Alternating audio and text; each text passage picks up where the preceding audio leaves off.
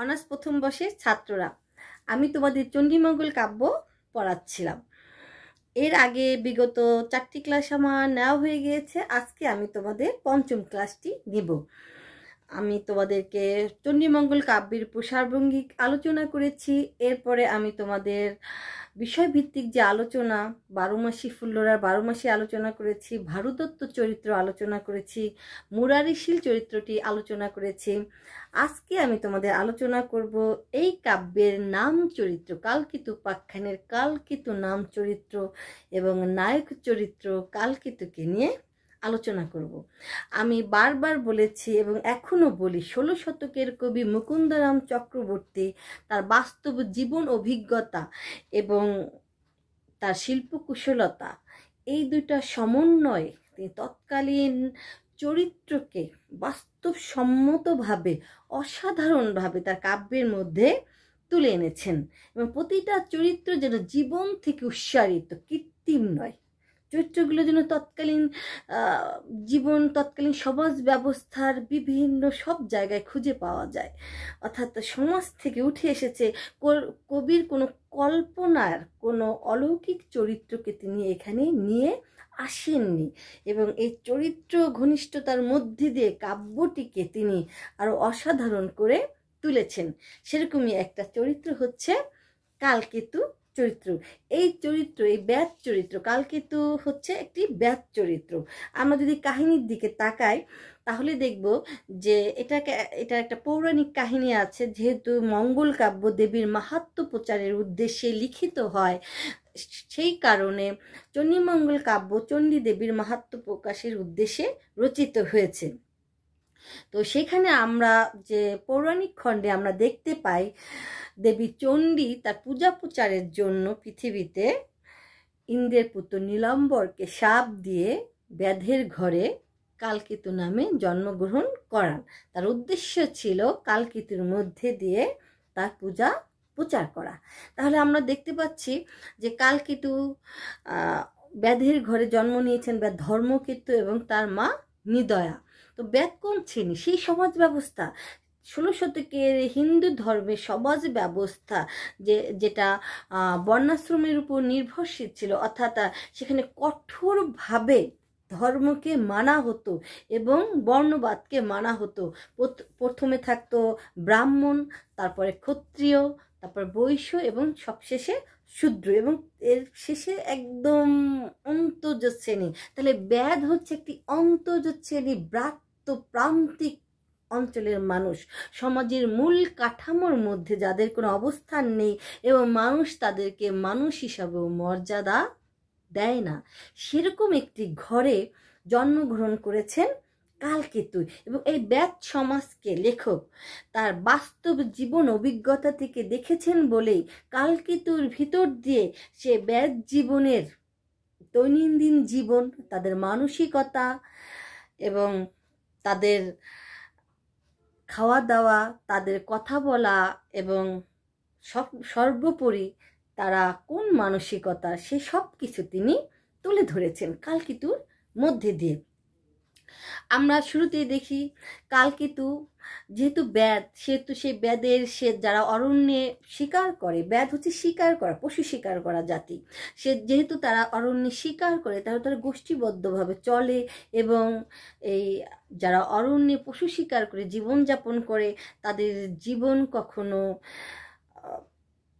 সুশৃঙ্খল নয়। অর্থাৎ আমি বলতে চাচ্ছি, যেহেতু তারা ধনী নয়, তারা দিন আনে দিন খায় এবং তারা অনেক বন্য হিংস্র পশুর মধ্যে গিয়ে তাদেরকে শিকার ব্যবস্থা যেতে হয়, সেহেতু তাদের জীবনটাও বিপদসংকুল। অর্থাৎ কঠোর এবং বাস্তব জীবনের মধ্যে দিয়ে ব্যাধ জীবনকে লেখক তুলে এনেছেন বাস্তবসম্মত ভাবে। তো কালকেতু চরিত্র আমরা সেরকম দেখি, যেহেতু তারা অশিক্ষিত, শিক্ষার স্পর্শ তারা পায়নি এবং ভদ্র সমাজের মানুষদের সাথে মেশার সুযোগ তাদের হয়নি এবং প্রতিটা ক্ষণে তাদেরকে ক্ষুধার চিন্তা, অর্থাৎ উদরের চিন্তা নিয়ে তাদেরকে ব্যস্ত থাকতে হতো। আগামীকাল কি খাবে সেই চিন্তায় তারা ব্যস্ত থাকতো। এই কারণে মানসিক বা তাদের জ্ঞান চর্চা বা মনের উন্নতি সাধন করা তাদের পক্ষে সম্ভব হয়নি। তারা সবসময় পেটের চিন্তা করত। এই জন্য তাদের মানসিকতা ছিল স্থূল, অর্থাৎ উদর কেন্দ্রিক। এবং যেটাকে আমরা প্রাগৈতিহাসিক যে গল্প আমরা মানিক বন্দ্যোপাধ্যায়ের গল্প দেখব, ভিক্ষুকে, যে আদিম জীবন, ক্ষুধা, যৌন চাহিদা এবং আকাঙ্ক্ষা, এই যে এইগুলো ঘিরেই যে জীবন, যে জীবনে শিক্ষার প্রবেশ নেই, সেই জীবন কি ব্যাড জীবন না? কালকিতু সেই স্থূল জীবনেরই একটি অংশ। এবং লেখক খুব নিখুঁতভাবে, বাস্তবভাবে সেই ব্যাধির জীবনকে কালকিতুর মধ্যে দিয়ে তুলে এনেছেন। এই জন্যই আমরা দেখি যখন কালকিতুর ভোজন বর্ণনার মধ্যে দিয়ে কালকিতুর স্থূল মানসিকতার পরিচয় আমরা পাই। আমরা যদি ভোজন বর্ণনার মধ্যে যাই, 24 নম্বর পৃষ্ঠায় তোমরা যদি যাও, তাহলে দেখতে পাবে যে সে কিভাবে খাওয়া দাওয়া করছে। কালকিতুর ভোজনকে যদি আমরা দেখি, শয়ন কুৎসিত বীরের ভোজন বিটকাল, ছোট গ্রাস তোলে যেন আটিয়া হাত, অর্থাৎ তার শয়ন কুৎসিত, কারণ সারাদিন কাজ করে আসে, নাক ডেকে ঘুমায় এবং স্বাভাবিক ভদ্রভাবে, যে ভদ্র সমাজ যেভাবে খাটে ঘুমায় সেরকম খাট বা সেরকম মানসিকতা তো ব্যাধি থাকবে না। তারপরে দেখো তার খাওয়ার মানসিকতা, মসরিয়া গোপ দুটো বান্ধিলেন ঘাড়ে, একসাথে 7 হাঁড়ি আমানি উজার, আমানি অত খুদকুড়া দিয়ে যেগুলো যাও রান্না করে, 7 হাঁড়ি সে খেয়ে ফেলেছে একসাথে। এবং আরো সে কি খেয়েছে, 4 হাঁড়ি মহাবীর খায় খুদ যাও, 6 হাঁড়ি মুসুরি সুপ মিশা তথি লাউ, অর্থাৎ 4 হাঁড়ি সে খুদ যাও খায়, 6 হাঁড়ি সে মুসুরি দিয়ে যেটা লাউ দিয়ে রান্না করে সেটা সে খায়। তারপরে ঝুড়ি 2-3 খায় আলু ওল পোড়া, কচুর সহিত খায় করমচা আমরা, কচু পোড়াও সে খায় করমচা আমরা দিয়ে। তারপরে সে আরো কি খায়, হরিণের দধি 1 হাঁড়ি সে 1 হাঁড়ি এবং তা দিয়ে অন্ন খায় 3 হাঁড়ি। খাওয়াটা একটু অস্বাভাবিক লেখক দেখিয়েছেন, কিন্তু এই অস্বাভাবিকতার মধ্যে দিয়েই লেখক দেখাতে চেয়েছেন তৎকালীন অন্তঃ শ্রেণীর মানুষের জীবনের প্রধান চিন্তাই ছিল উদর চিন্তা, কিভাবে তারা খেতে পারবে, কিভাবে একটু ভালো খেতে পারবে, কিভাবে তারা একটু উপার্জন করতে পারবে। এবং তারা যেহেতু সারাদিন পরিশ্রম করে সেহেতু তাদের পেটে ক্ষুধা থাকে। এবং এই অন্তঃ শ্রেণীর মানুষের খাওয়া এই বর্ণনার মধ্যে দিয়ে খুব আহামরি কিছু নয়, খুদকুড়া, জাউ, আলু পোড়া, কচু পোড়া, করমচা, তাই তারা কত তৃপ্তির সাথে, কত সুন্দর করে তারা খাচ্ছে, সেটা কালকিতু চরিত্রের মধ্যে দিয়ে লেখক তুলে এনেছেন। তাহলে যে এই স্থূলতা, খাওয়ার ব্যাপারে, ঘুমানোর ব্যাপারে, এটা স্থূলতা বলবো এই কারণে, কারণ সূক্ষ্ম মানসিকতা তো তারা অর্জন করতে পারেননি। এবং লেখকের দৃষ্টি কি ছিল, একটি ব্যাধ জীবনকে সুন্দরভাবে বাস্তবসম্মতভাবে তুলে ধরা, সেটাই কি তিনি কালকিতু চরিত্রের মধ্যে দিয়ে পারেননি? সেটাই তিনি অসাধারণভাবে কালকিতু চরিত্রের মধ্যে দিয়ে তুলে ধরেছেন। এরপরে যদি আমরা যাই, তার ছোটবেলায় তার জন্ম, তাকে একটি অস্বাভাবিক বলশালী করে তাকে দেখানো হয়েছে। যেমন আমরা পৃষ্ঠা নাম্বারে যদি কালকিতুর বাল্যক্রীড়ায় যদি যাই, 12 নম্বর পৃষ্ঠায়, এখানে দেখব কালকিতু ছোটবেলার থেকে তার দৈহিক শক্তি কিরকম ছিল সেটা লেখক দেখিয়েছেন। দিনে দিনে বাড়ে কালকেতু জিনিয়া মাতঙ্গ গতি, অর্থাৎ মাতঙ্গ হচ্ছে হাতির মতো তার গতি, যেন নব রতিপতি। রতি মানে কি? রতি হচ্ছে মদন দেবতার স্ত্রী, তাহলে মদন দেবতা দেখতে সুন্দর, তাহলে কালকিতু দেখতে সুন্দর এবং হাতির মতো তার গতি। সবার লোচন সুখেতু, সবার চোখ জুড়িয়ে যায় তার চেহারা দেখলে। তার 2 বাহু লোহার শাবল, তার বাহু দুটো লোহার শাবলের মতো শক্তিশালী। 2 চক্ষু যেন নাটা, নাটা মানে করমচাপা, লাল ফল, 2 চোখ লাল হয়ে আছে তার। খেলে ঠিক কুচ ভাটা, কানে শোভে ফটিক কুণ্ডল, তার 2 বুক খুব বলশালী এবং তার কানে দুল। লইয়া পাবরা ঢেলা, পাবরা ঢেলা হচ্ছে এক প্রকারের গাছের মোটা শক্ত এবং গুড়ি। সেই পাবরা ঢেলা যার সঙ্গে করে খেলা, তার হয় জীবন সংশয়, অর্থাৎ যে শিশুর সাথে সে খেলে সে পাবরা ঢেলা একদম ছুঁড়ে মারে, ফলে সে শিশুর জীবন সংশয় হয়ে যায়। যে জনে আকারি ধরে, যে তাকে আঁকড়ে ধরে, তুলিয়া আছার তরে ভয় নাই কেহ নিয়র, অর্থাৎ তার নিকটে কেউ ভয়ে যায় না। শিশুগণ সঙ্গে ফিরে তাড়িয়া সজারু ধরে, অর্থাৎ হাত দিয়ে সজারু, কাটাওয়ালা সজারু সে হাত দিয়ে ধরে, দূরে পশু পলাইতে নারে, অর্থাৎ তার কোনো তীর ধনুক লাগে না, সে হাত দিয়ে পশু ধরে। তাহলে এই যে বর্ণনা তার সম্পর্কে দেওয়া হয়েছে, তার শক্তিশালী বলশালী এই বর্ণনা, এইখানে অনেকে অস্বাভাবিকতা একটু দেখেছেন। রবীন্দ্রনাথ ঠাকুর তার এই অতিশক্তির কারণে এই চরিত্রটাকে একটু বিকৃত বলেছেন। কিন্তু আমরা যদি একটু আলোচনার মধ্যে দেখি যে তৎকালীন অরণ্যবাসী যারা পশু শিকার করে জীবিকা নির্বাহ করত, তাদের দৈহিক শক্তিটাই তাদের মূল ছিল। অর্থাৎ এই শক্তিটা তাদের কৃত্রিম নয়, এটা জন্মগত স্বভাবগত এই শক্তি। এটার সাথে তাদের মানসিকতার কোনো সম্পর্ক নেই, সূক্ষ্ম মানসিকতার কোনো সম্পর্ক নেই। এখানে আমরা কালকেতু চরিত্রকে শক্তিশালী হিসাবে দেখব, কিন্তু বুদ্ধিমত্তা হিসাবে দেখব না। বুদ্ধির দিক থেকে কালকেতু দুর্বল, কেননা বেদ সমাজে বুদ্ধিবৃত্তির বা মননবৃত্তির প্রকাশ করার জায়গা নেই। এখানে শুধু দিন আনি দিন খাই অবস্থা। তাহলে এখানে এই চরিত্রের মধ্যে যে বলশালিতার একটু অতিশক্তি করা হয়েছে, আসলে লেখক এগুলোর মধ্যে দিয়ে তৎকালীন বেদ সমাজের দৈহিক শক্তির মধ্যে দিয়ে পশু শিকার করে এবং অনেক কষ্ট করে জীবিকা নির্বাহ করে, তাহলে তাদের দৈহিক শক্তিটাই মুখ্য, মানসিক বা মননবৃত্তি তাদের মুখ্য নয়। তাহলে কালকেতুর মধ্যে কেন আমরা বিচার ক্ষমতা খুঁজবো, কেন আমরা তার মধ্যে জ্ঞানী মানুষকে খুঁজবো? সে তো ব্যাধ। তাহলে ব্যাধের জীবন কি হওয়া উচিত? শক্তিশালী হয়ে কিভাবে সে পশু শিকার করতে পারে। যদিও এখানে একটু অতিরিক্ত অলৌকিক কিছু বলা হয়েছে, যার কারণে অনেকে কালকেতুকে একটু ব্যর্থ চরিত্র বলে থাকেন, কিন্তু আমরা যদি ভালোভাবে অবলোকন করি তাহলে দেখব একজনের ব্যাধের কাছে শক্তিশালী বলশালী হওয়াটাই মুখ্য, বুদ্ধি তাদের কোনো প্রয়োজন নেই, মননবৃত্তির কাজ তাদের নয়, তাদের কাজ কিভাবে পরের দিন খাবে পশু শিকার করে। এই কারণে কালকেতু চরিত্রের মধ্যে দিয়ে যেন বেদ সমাজই চমৎকারভাবে উঠে এসেছে।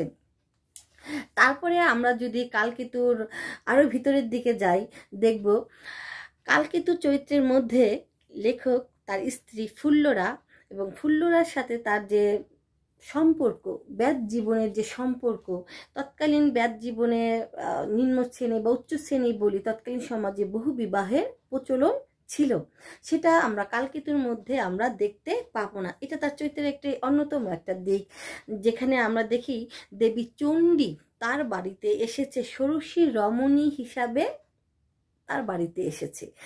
তো ষোড়শী রমণীকে দেখে ফুল্লরা খুব ভয় পেয়ে গিয়েছে, সতীন মনে করে, কেননা এক স্বামীর এক স্ত্রী হওয়া খুব ভাগ্যের ব্যাপার। তখন সে কালকেতুকে গিয়ে নালিশ করেছে, তুমি কিভাবে একজন ষোড়শী নারীকে ঘরে নিয়ে এসেছো, পিপিলিকার পাখা গজে মরিবার তরে কাহার ষোড়শী কন্যা আনিয়াছ ঘরে। তখন কালকেতু তাকে কি উত্তরটা দিয়েছে সেটা যদি আমরা যাই, ফুল্লর এবং কালকেতুর কথোপকথনের মধ্যে তোমরা পৃষ্ঠা নম্বর, ফুল্লরা এবং কালকেতুর কথোপকথন আমরা দেখি যে ফুল্লরা এবং কালকেতুকে কি বলছেন। সে তাকে বলছেন যে তুমি কেন অন্যের স্ত্রী ঘরে নিয়ে এসেছো।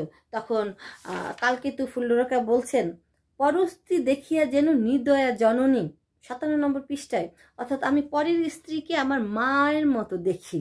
তাহলে কালকেতুর চরিত্র গরিব হলো, তার চরিত্রের মধ্যে লেখক রুচিশীলতা ঢুকিয়ে দিয়েছেন, অর্থাৎ তার চরিত্রটি যে অন্য নারীকে সম্মান করে এবং নারীদেরকে সে যে মর্যাদার দৃষ্টিতে দেখে গরিব হয়েও, এবং সে যে চরিত্রহীন নয়, সে যে একটা সুন্দর মাধুর্যপূর্ণ চরিত্রের অধিকারী, সে দিকটি লেখক এখানে তুলে ধরেছেন। আসলে সত্য কথা বলতে গেলে গরিব যারা, একদম যারা দিন আনি দিন খায়, তাদের চিন্তা উদরের দিকেই থাকে, পেটের দিকেই থাকে। নারীকে সম্মানহীন করার বিষয়টি সাধারণত শিক্ষিত উচ্চ শিক্ষিত পর্যায়ে গিয়েই বেশি ঘটে। তারপরে আমরা যখন দেখি দেবী তার বাসায় চলে এসেছে, কালকেতু এত সুন্দরী নারী দেখেও সে প্রলোভিত হয়নি, বরং দেবীকে সে উপদেশ দিয়েছে যেন দেবী তার বাড়ি থেকে চলে যায়। এমন কি উপদেশ দিয়েছে দেখো, তার মধ্যে দিয়ে তার চরিত্রের মাধুর্য এবং বাস্তব বুদ্ধি এবং নারীদের প্রতি সম্মান, এটাও কালকেতু চরিত্রের মধ্যে দিয়ে লেখক তুলে এনেছেন। তখন সে চণ্ডী দেবীকে উদ্দেশ্য করে কালকেতু 60 নম্বর পৃষ্ঠায় তোমরা দেখো, কহি আমি সত্যবাণী এই ঘরে ঠাকুরানী প্রবেশ উচিত হয় স্নান। অর্থাৎ আমার এই ঘর, তুমি তো বড় লোকের মেয়ে, আমি এত ব্যাদ, আমার ঘরে প্রবেশ করলে স্নান করা লাগে, মানে এত বর্ণাশ্রম সে সময় ছিল। তেজিয়া ব্যাদের বাস, অর্থাৎ আমার বাসা ত্যাগ করে চলো বন্ধুজন পাশ, তোমার বন্ধুদের কাছে চলে যাও, থাকিতে থাকিতে দিনও না, তত সূর্য থাকতে থাকতে চলে যাও। যদি আইলা কাল নিশা, যদি যদি রাত্র চলে আসে, লোকে পাবে অপযশা, লোকে তোমার নামে নিন্দা করবে। রজনী বঞ্চিলে কার সাথে, অর্থাৎ তুমি রাতে কার সাথে থেকে এসেছো। কত বাস্তব বুদ্ধি। এবং নারীকে, একজন নারীর সভ্রম রক্ষার জন্য তৎকালীন সমাজে একজন নারী যদি একটি রাত্রে বাড়ির বাইরে থাকে, তাহলে তার চরিত্রতে মানুষ কলঙ্ক দেবে, এই বাস্তব বুদ্ধি কালকেতুর ছিল। এবং সে তখন বলেছে, চলো বন্ধুগণ পথে, ফুল্লরা চলুক সাথে, মানে আমি একা তোমাকে নিয়ে যাব না, তাহলে তো তোমার তো বদনাম হবে, স্বয়ং ফুল্লরা তোমার সাথে চলুক, পিছিয়ে লয়ে যাব ধনুর বাণ, অর্থাৎ তোমাকে রক্ষা করার জন্য আমি ধনু নিয়ে যাব।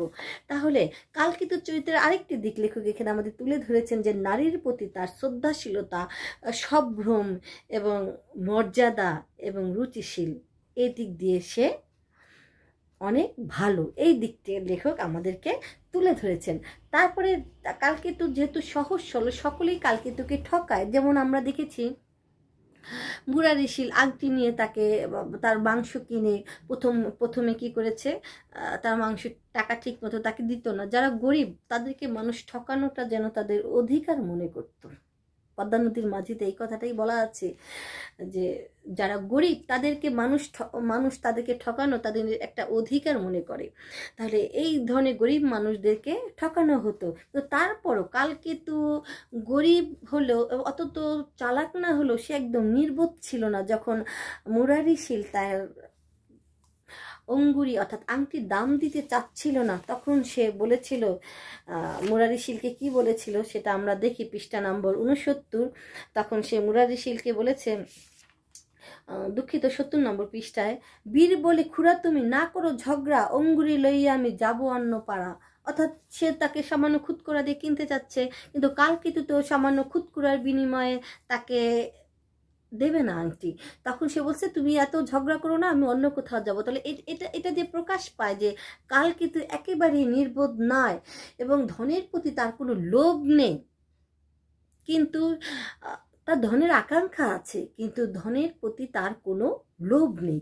সে দিন আনি দিন খায়, তার ঘরে অনেক সময় চাল থাকে না, সে অনেক সময় পশু শিকার করতে পারে না, কিন্তু তাই বলে তার মধ্যে কোনো মানসিক অস্থিরতা আমরা দেখি না।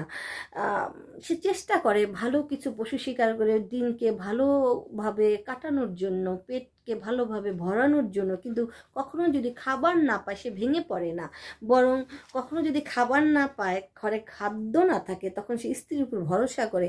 যেমন স্ত্রীকে বাসায় এসে একদিন সে গধিকা ছাড়া আর কিছু যখন বাসায় পায়নি, তখন সে স্ত্রীকে কালকেতু তার স্ত্রীকে কি বলেছে সেটা যদি আমরা দেখি, যে বাসায় এসে স্ত্রীকে শেষে পায়নি, না পেয়ে সে যখন ফুল্লরার কাছে যায়, হাটে ফুল্লরা মাংস বিক্রি করতে গিয়েছে, কিন্তু হাটে পাশি মাংস কেউ কিনে না, তারা কতদিন যাবৎ পশু শিকার করতে পারছিল না।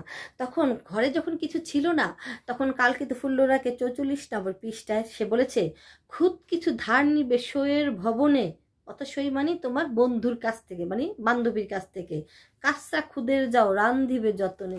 অর্থাৎ না খায় তো থাকা যাবে না, মানে ফুল্লরার উপর সে ভরসা করেছে যে তুমি তোমার বান্ধবীর কাছ থেকে কিছু খুদকুড়ো ধার নিয়ে আসো এবং সেই খুদকুড়ো দিয়ে কিছু যাও রান্না করো। অতএব তৎকালীন সমাজে গরিব মানুষদের মধ্যে খাদ্যের যে আদান প্রদান ছিল, সেই বিষয়টিও লেখক এখানে তুলে ধরেছেন। এবং কালকেতুর এই বর্ণনার মধ্যে দিয়ে ব্যাধ সমাজ সবসময় খাদ্য জোগাড় করতে পারে না, তাই বলে অস্থিরতাও কালকেতু ভোগেনি। তারপরে আমরা যদি দেখি, কালকেতুর চরিত্রের মধ্যে কোনো দ্বন্দ্ব আমরা দেখতে পাইনি। এদিক থেকে লেখক কেন দ্বন্দ্ব দেখাননি? একটি নায়ক চরিত্র তখনই সফল হয় যখন নায়ক চরিত্রের মধ্যে বহুমাত্রিকতা দেখা যায়, অর্থাৎ একটা পর্যায় থেকে নায়ক আরেকটা পর্যায়ে যায়, মানসিক দ্বন্দ্ব, কারোর সাথে কারোর দ্বন্দ্ব, নিজের আত্মার সাথে নিজের দ্বন্দ্ব, এবং তার চরিত্রের পরিবর্তন হয়, কখনো সে ভালো চিন্তা, কখনো খারাপ পথে যাচ্ছে, আবার সে ফিরে আসছে, এইভাবে তার চরিত্রের ঘূর্ণয়ন হয়। কিন্তু কালকিত চরিত্রের মধ্যে আমরা কোনো ঘূর্ণয়নটা লক্ষ্য করছি না, কেননা তার কোনো, যেহেতু সে ব্যাত সমাজে ছিল, উচ্চবিত্তের সমাজের কারোর সাথে তার যোগাযোগ ছিল না, ফলশ্রুতিতে উচ্চবিত্তের মানুষের সাথে তার মানসিক দ্বন্দ্ব হওয়ার কোনো সুযোগই নেই। এবং এই জীবনকে সে যেহেতু মেনে নিয়েছে, এই সহজ সরল জীবনকে যেহেতু সে মেনে নিয়েছে, সেহেতু এই জীবনের সাথে সে মানিয়ে নিয়েছে। তার কোনো দ্বন্দ্ব, কোনো মানসিক আঘাত বা কোনো কিছুরই সম্মুখীন সে হয়নি। ফলে যে ব্যাধ কালকেতুকে লেখক সৃষ্টি করেছেন, সেই ব্যাধের পূর্ণাঙ্গ জীবনই যেন কালকেতুর মধ্যে দিয়ে সরলভাবে উঠে এসেছে। কিন্তু সমস্যা তখনই দেখা গিয়েছে যখন কালকেতুকে গুজরাটের রাজা নির্মাণ করা হয়। কোথার থেকে সে গুজরাটের রাজা হয়েছে? সে একটি ব্যাধ থেকে একদম রাজায় পরিণত হয়েছে, তাও নিজের ইচ্ছায় নয়। দেবীর প্রাপ্ত ধন এবং দেবীর আশীর্বাদে সে গুজরাটের রাজা হয়েছে।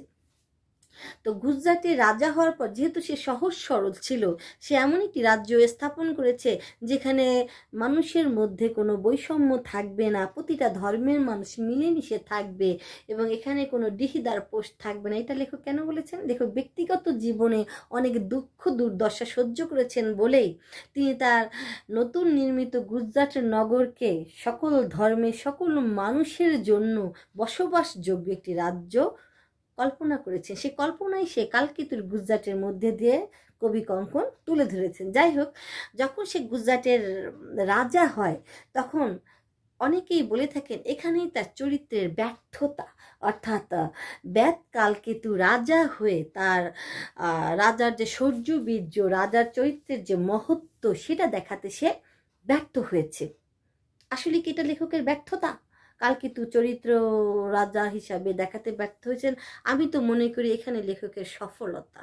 কেননা একজনের ব্যাধ যে নিজের ইচ্ছায়, নিজের চেষ্টায় রাজা হয়নি, সে দেবীর কল্যাণে রাজা হয়েছেন, কিন্তু সারা জীবন সে লালিত পালিত হয়েছেন ব্যাধের জীবন এবং কোনো শিক্ষাই তার হয়নি, বুদ্ধির চর্চাও তিনি করেননি। হঠাৎ রাজা হয়ে সে যদি এখন রাজা কারা হয়? ক্ষত্রিয়রা। সে তো ক্ষত্রিয় নয়। এখন যদি সে রাজা হয়ে ক্ষত্রিয়দের মতো জীবনযাপন করে শিক্ষিত হয়ে যায়, তাহলে কি চরিত্রটা অস্বাভাবিক হতো না? হঠাৎ একটা ব্যাধ রাজা হয়ে সে শিক্ষিত হয়ে গেল, সে মননবৃত্তি বুদ্ধিবৃত্তির বহিঃপ্রকাশ ঘটালো, সুদক্ষভাবে রাজত্ব পরিচালনা করলো, তাহলেই বরং এটা অস্বাভাবিক হতো। বরং একজন ব্যাধ কখনো রাজার মহত্ব অর্জন করতে পারে না। সেই সত্যকেই কি লেখক তুলে ধরেননি? বন্যেরা বনে সুন্দর, শিশুরা মাতৃ করে, এটা দিয়ে, অর্থাৎ যিনি যেইখানে, তিনি তো সেই ধরনের মানসিকতাই প্রকাশ করবেন। একজন ব্যাধ সে যতই রাজা হোক, তার সে ব্যাধ জীবনের মানসিকতা তো তার পক্ষে ত্যাগ করা সম্ভব নয়। অতএব এখানে যদি অনেকে বলে থাকেন রাজা হিসেবে কালকেতুকে তুলে ধরতে লেখক ব্যর্থ হয়েছেন, না, লেখক এখানে বাস্তবতা তুলে ধরেছেন যে ব্যাধ কালকেতুর পক্ষে যেটুকু করা সম্ভব সে সেটুকুই করেছে। অতিরিক্ত করলে এটা লেখকের আরোপিত হতো চরিত্রটা, অর্থাৎ লেখক তাকে বানিয়ে দিতেন জ্ঞানী, কিন্তু লেখক সেটা তাকে করেননি। এই কারণে কলিঙ্গ রাজার দ্বিতীয়বার যখন যুদ্ধ হয়েছে, তখন সে যুদ্ধ না করে ধানের গোলার ভিতর লুকিয়েছে, কারণ সে ভয় পেয়েছে। কেননা তার স্ত্রী পরামর্শে যখন সে ধানের গোলার মধ্যে লুকিয়েছে, তখন বোঝাই যাচ্ছে একজন ক্ষত্রিয় তার শেষ রক্তবিন্দু থাকা অবস্থায় কখনো ধানের গোলার মধ্যে লুকাবে না, সে যুদ্ধ করে ময়দানে প্রাণ বিসর্জন দিবে। তো একজনের ব্যাধ, সে তো ইচ্ছা করে হয়নি। যখন সে কারাগারে নিক্ষিপ্ত হয়েছে, তখন সে চণ্ডী দেবীর উপর ক্ষোভ প্রকাশ করেছে, কেন দেবী তুমি আমাকে রাজা বানালা? আগে তো আমি ব্যাধ ছিলাম, ভালো ছিলাম, এখন আমি কারাগারে নিক্ষিপ্ত হয়েছি। এই যে তার আক্ষেপ, এই আক্ষেপ দিয়ে কি প্রকাশ হচ্ছে? সে রাজা হয়েছে, সেই রাজা হওয়ার কোনো খুশি তার মধ্যে নাই। অর্থাৎ রাজার জীবন তার আকাঙ্ক্ষিত না, বরং সেই ব্যাধির জীবনই আকাঙ্ক্ষিত। তাহলে একজন ব্যাধকে হঠাৎ করে রাজা বানিয়ে দিলে সে কি রাজা হয়ে বা ক্ষত্রিয় হয়ে যেতে পারে? না, পারে না। লেখক এই সত্যই কি কালকেতুর মধ্যে দিয়ে তুলে ধরেননি? অতএব রাজা হিসাবে তার ব্যর্থতাই কি আমরা প্রত্যাশা করি না? রাজা হঠাৎ রাজা হয়েছে তো বিখ্যাত হতে পারবে না, এখানেই লেখকের বাস্তবতা বোধ। লেখক সত্যিই বাস্তবভাবে তাকে এখানে তুলে এনেছেন। তাই যারা বলেন রাজা হিসাবে সে ব্যর্থ, এটা সত্য নয়। একজন যতটুকু পারে লেখক ঠিক বাস্তবে দাঁড়িয়ে ততটুকুই দেখিয়েছেন। কিন্তু কালকিতু চরিত্রের মধ্যে আমরা দেখব সে রাজা হলো, সে দয়ালু ছিল এবং মানুষের প্রতি তার সহমর্মিতা ছিল। এই সহজ সরল কালকেতু চরিত্রের একটি অন্যতম বিষয় হচ্ছে সে খুব সহজ সরল। এজন্য ভারতদত্ত যখন তার রাজত্বের মধ্যে অন্যায় করছিল তখন সে ভারতদত্তের মুখে চুনকালি মেখে যে নগর ঘুরিয়েছে, তাকে শাস্তি দিয়ে বের করে দিয়েছে। পরবর্তীতে আবার ভারতদত্তকে নিয়ে এসেছে, জায়গা দিয়েছে দয়ালু বলে। তাহলে আমরা একটা জিনিস খেয়াল করেছি, যেহেতু সে সহজ সরল, সে অন্যায়কে কখনোই সহ্য করতে পারতো না এবং তার রাজ্যে সে কখনো কোনো অন্যায়কে প্রশ্রয় দেয়নি। এই বিষয়টাও উল্লেখ করার মতো। আর এই চরিত্র নির্মাণে লেখকের ব্যর্থতা যেই জায়গায় আমরা বলবো সেটা হচ্ছে চরিত্রটা লেখক ব্যাত সমাজের মধ্যে দিয়ে চরিত্রটিকে লেখক তুলে এনেছেন, ব্যাত সমাজের জীবনকে নিখুঁতভাবে তার মধ্যে দিয়ে তুলে এনেছেন, এটা সত্য। কিন্তু চরিত্রটা যেন লেখক নিজের ইচ্ছায় পরিচালিত করেছেন। যখন সে রাজা হয়েছে তখন দেখা যায় দেবীর পূজা প্রচারের উদ্দেশ্যে কি কি করা লাগবে এটা যেন দেবী নিজে কালকেতুকে বলে দিচ্ছেন এবং সেই বলা কথা মতো কালকেতু তার সমস্ত কাজগুলো পরিচালনা করছে। ব্যক্তি কালকেতু এখানে মুখ্য হয়ে ওঠে নাই, মুখ্য হয়ে উঠেছে দেবী চণ্ডী। ফলশ্রুতিতে দেবী কালকেতুকে ছাপিয়ে উঠেছেন দেবী চণ্ডী। তাহলে নায়ক চরিত্র তখনই সফল হয় সাফারিং এবং ডুইং এবং সাফারিং, তিনি যা করবেন তার ফল ভোগ করবেন। কিন্তু কালকেতু যা করেছেন নিজের ইচ্ছায় নয়, তিনি করেছেন দেবীর ইচ্ছায়, দেবীর সাহায্যে এবং দেবীর মাহাত্ম্যে, দেবীর স্বপ্ন নির্দেশের মধ্যে দিয়ে। সে আগে দেবতা ছিল এবং সে একটা উদ্দেশ্য নিয়ে, অতএব তিনি তার নিজের ইচ্ছে কিছু করেনি, তাহলে তার সাফারিং কেন? যখন তার সাফারিংটা এসেছে এটাও দেবীর ইচ্ছায়। দেবী চেয়েছেন সে কলিঙ্গ রাষ্ট্রে ধরা পড়ুক, কারাগারে যাক। পরবর্তীতে কলিঙ্গ রাজাকে সে দেবী ভয়ভীতি দেখিয়ে তার পায়ের নিচে নিয়ে এসে তাকে নতুন করে গুজরাটের রাজা বানাবে। সব কিছুই দেবীর কারণে হয়েছে। অতএব কারাগারে যে নিক্ষেপ হয়ে সে দুঃখ পেয়েছে, তো দুঃখ তো সে নিজের কারণে পায়নি, দেবীর ইচ্ছায় প্রতিটা ঘটনা পরিচালিত হয়েছে। অতএব এখানে কাহিনী পরিচালনা কালকেতু করেননি, কাহিনী পরিচালনা করেছেন স্বয়ং দেবী চণ্ডী। তাহলে নায়কের চরিত্রের যে মূল বিষয়টা ডুইং, কাজ করে নায়ক নিজেই সব কিছু নিয়ন্ত্রণ করে, সেটা কালকেতু করেননি। এবং তার যে সাফারিং, তার কোনো সাফারিং নাই, কারণ তার কারাগারে ঢোকার পরে দেবীর প্রাসাদে সে আবার কারাগার থেকে মুক্ত হয়ে গিয়েছে, আবার রাজা হয়ে গিয়েছে, আবার সুখে শান্তিতে থেকে আবার একসময় স্বর্গে চলে গিয়েছে। তাহলে তার কোনো সাফারিংও নেই এবং তার চরিত্রের কোনো বিবর্তনও আমরা দেখি না। সে রাজা হলো, সে ব্যাদের মানসিকতায় সে লালন করেছে, অর্থাৎ তার চরিত্রের মধ্যে কোনো দ্বন্দ্ব আমরা দেখি না, একরৈখিক চরিত্র। সেই সহজ সরল সাধারণ ব্যাত কালকেতু শুরু থেকে শেষ পর্যন্তই বিরাজমান। তাহলে এই দিক থেকে আমরা বলতে পারি যে চরিত্রের মধ্যে রূপান্তর নেই, যে চরিত্রের মধ্যে বিবর্তন নেই, মাত্রাভেদ নেই, অর্থাৎ চরিত্রের কোনো পরিবর্তন হয় না, চরিত্র নিজের থেকে কিছু করছে না এবং চরিত্র কোনো সমস্যা সৃষ্টি করছে না, না নিজের না তার চারপাশের মানুষের, অর্থাৎ সে কোনো কিছু নিয়ন্ত্রণ করছে না। তাহলে সেটা কখনো নায়ক চরিত্র হতে পারে না। এই কালকেতু চরিত্রের মধ্যে দিয়ে লেখক তৎকালীন ব্যাত সমাজের বাস্তব জীবনের চিত্রটাই তুলে ধরেছে, এটা সত্য। কিন্তু নায়ক হওয়ার মতো করে তাকে তিনি তুলে ধরতে পারেননি, এখানেই লেখকের ব্যর্থতা। কালকেতু যেন কবি মুকুন্দরাম চক্রবর্তীর নিজস্ব ভাবনা চিন্তায় উঠে এসেছে, অর্থাৎ কবিতাকে যেভাবে তুলে এনেছেন সে সেইভাবেই তুলে এনেছে এবং ব্যাত সমাজ সম্পর্কে যেহেতু লেখক ভালো জানতেন, সেহেতু তার ভিতর দিয়ে ব্যাত সমাজকে অনেক সুন্দরভাবে লেখক তুলে এনেছেন। কিন্তু নায়ক নিজে যেটা করেন আড়ালে কবিরা করেন না, নায়ক নিজে করেন, অর্থাৎ নায়ককে যে ছেড়ে দেয়, নায়ক যে ঘটনা নিয়ন্ত্রণ করে, সেগুলো কালকেতুকে দিয়ে করানো হয় না। দেবী চণ্ডী এবং স্বয়ং কবি মুকুন্দরাম যেন কালকেতুকে পরিচালিত করেছেন। এই কারণে এই চরিত্রটি এখানে জীবন্ত হয়ে উঠতে পারেনি, এখানে নায়ক হয়ে উঠতে পারেনি। তবে ব্যাত সমাজের জীবনাচরণ এবং ব্যাত সমাজকে উপস্থাপনে সে সার্থক, অর্থাৎ সমাজ উপস্থাপনে সার্থক, কিন্তু নায়ক চরিত্র হয়ে উঠতে সে সার্থক হয়ে উঠতে পারেনি। এখানেই তার ব্যর্থতা। তো যাই হোক, তারপরেও আমরা বলবো এই উপন্যাসে কালকেতু যতটা সফলতার পরিচয় দিয়েছেন, মঙ্গল কাব্যের অনন্য কাব্যগুলোতে নায়করা ততটা সফলতার পরিচয় দিতে পারেননি। এবং মুকুন্দরাম চক্রবর্তী, ভারুদত্ত, মুরারি শীলের উপর দিয়ে যেহেতু লেখকের কোনো উদ্দেশ্য ছিল না, চণ্ডীদেবীরও যেহেতু কোনো উদ্দেশ্য ছিল না, সেহেতু এই দুটি চরিত্র লেখকে নিজে যেন ছেড়ে দিয়েছেন চরিত্র দুটোকে, সমাজকে উঠিয়ে এনে। এই জন্য এই চরিত্র দুটো খুব জীবন্ত হয়ে উঠেছে, কেন এই চরিত্রের মধ্যে দিয়ে যেহেতু কোনো উদ্দেশ্য সাধনের কোনো আকাঙ্ক্ষা লেখকের ছিল না, সেহেতু চরিত্র দুটোকে তিনি নিজের মতো গড়ে উঠতে দিয়েছেন। এর জন্য অপ্রধান চরিত্রগুলো নিজের মতো সুন্দর করে জীবন্তভাবে গড়ে উঠেছে, যেটা কালকেতু গড়ে উঠতে পারেনি। সে সমাজকে তুলে ধরেছে কিন্তু নিজেকে গড়তে পারেনি, কারণ তাকে দিয়ে লেখক একটি উদ্দেশ্য সাধন করেছেন, এবং সেটা হচ্ছে দেবীর পূজা প্রচার। ঠিক আছে, আগামী ক্লাসে আবার কোনো টপিকস নিয়ে তোমাদের সাথে দেখা হবে। সেই পর্যন্ত ভালো থেকো, ধন্যবাদ।